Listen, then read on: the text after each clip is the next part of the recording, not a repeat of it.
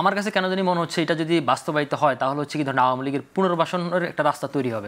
হ্যাঁ, আমরা সেটাও দেখতে পাচ্ছি। আমি ডক্টর রাকিবকে জিজ্ঞেস করতে চাই যে হেফাজতে ইসলাম কিন্তু এর মধ্যে বলেছে যে এই মিশনকে দেশের জন্য তারা অপমানকর মনে করছেন এবং এই চুক্তি যদি বাতিল করা না হয় তারা কর্মসূচি দেওয়ার কথাও বলেছেন। তো এছাড়া বিভিন্ন মহল থেকেও আমরা দেখেছি এতে প্রতিবাদ হয়েছে। আপনার কি মনে হয় এই প্রতিবাদ যুক্তিযুক্ত?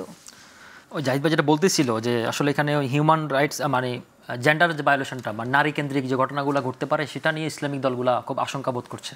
আপনি দেখুন ওই নারীদের পর্দা, তারপরে হচ্ছে কি ইপটিজিং বা অন্যান্য যে সামগ্রিক ইস্যুগুলা নারী কেন্দ্রিক, শুধু নারী না, মানে এখানে জেন্ডার নিয়ে তো এখন একটা স্পেকট্রামের কথা আছে, নারী পুরুষের বাইরেও জেন্ডার আছে, এই আলাপগুলো আছে, এটাকেও তারা ইন্ডিকেট করছেন যে জাতিসংঘ এগুলো প্রমোট করবে কিনা। রাইট। হ্যাঁ, তো আমি আপনার প্রসঙ্গে যাওয়ার আগে আমি আরেকটা কথা একটু যোগ করি, সেটা হচ্ছে ধরুন এটা ভালো খারাপ পজিটিভ নেগেটিভ আমি সে ডিফারেন্ট ইস্যুতে আমি যাচ্ছি না। কথা হচ্ছে কি ধরুন এই ইন্টারিম গভর্নমেন্ট তো একটা নির্দলীয় সরকার, তাই না? এখন হচ্ছে ধরুন তারা একটা স্টেক হোল্ডার, কিন্তু এখানে আরও অন্যান্য অনেক স্টেক হোল্ডার আছে। আপনি হঠাৎ করে কি আলোচনা হলো 18 তারিখে আপনি বলে দিলেন যে আমাদের মধ্যে এই চুক্তি হচ্ছে 3 বছরের, আপনি পলিটিক্যাল পার্টিগুলোর সাথে কোনো ডিসকাশন করলেন না, কোনো ডায়লগ করলেন না, হঠাৎ করে আপনি একটা ঘোষণা দিয়ে দিলেন।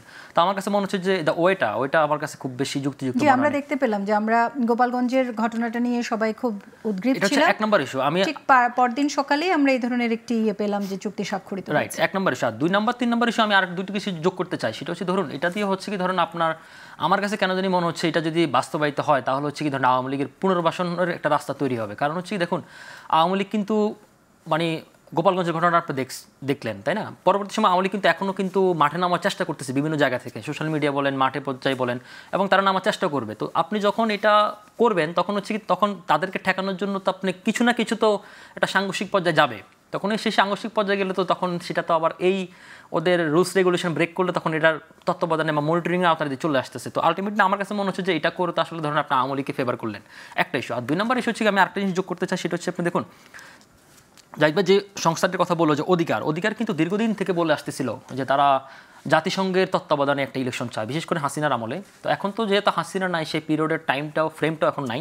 তো এখন আগামীতে ইলেকশনটি কীরকম হবে আমরা কিন্তু কেউ জানি না, তাই না? ইলেকশনটা হওয়ার পরে বোঝা যাবে। তো ধরুন ইলেকশনটি হওয়ার পরে যদি এরকম কোনো দাবি কেউ করে বসে যে ইলেকশনটি হচ্ছে কি আপনার মানে খুব সুষ্ঠু হয় নাই, ফেয়ার হয় নাই, ক্রেডিবল হয় নাই, পার্টিসিপেটরি হয় নাই, তখন আমরা আবার যদি এরকম কোনো দাবি করে বসে যে আমরা জাতিসংঘের তত্ত্বাবধানে আরেকটি ইলেকশন চাই, তখন তো এই দাবিটি জোরালো হতে পারে, যেহেতু যদি তখন এই সংস্থাটি এখানে অফিস করে ফেলে বা কার্যক্রম তাদের অ্যাক্টিভিটিটা শুরু হয়ে যায়। তো আমি মনে করি যে এটা আসলে খুব মানে ভালোর দিকে যাবে, সেটা আমার কাছ থেকে অন্তত মনে হয় না আর কি। এবং আপনি যে উদাহরণটা টানলেন যে 16টি দেশ সেটি রয়েছে, এবং প্রত্যেকটি দেশে আপনি কিন্তু যুদ্ধ বন্ধ হয় না, বরং সংঘর্ষ আরও বেড়েছে, যুদ্ধ পরিস্থিতি এবং পরিস্থিতি আরও গোলাটে হয়েছে। সুতরাং এটা আমি খুব বেশি পজিটিভ মনে করি না। 1 নম্বর, প্রথমে তো আমি বলে ফেললাম যে আপনি প্রত্যেকটি স্টেক হোল্ডারের সাথে আলোচনা কেন করেন? আমাদের এখানে রাজনৈতিক দলগুলো আছে, সিভিল সোসাইটি আছে, বা অন্যান্য যে মানবাধিক সংস্থার যে স্টেক হোল্ডার। জাহিদ যেটা বললেন যে তালিকে আপনি মানবাধিক সংস্থাগুলোর দেশে যে রিপোর্টগুলো আছে তারা তো ভালো ভালো রিপোর্ট দিচ্ছিল, তাদের প্রতি আপনি রিলে করতে পারতেছেন না, তো তারাও তো তখন এখানে ইনভ্যালিড হয়ে যায় আসলে।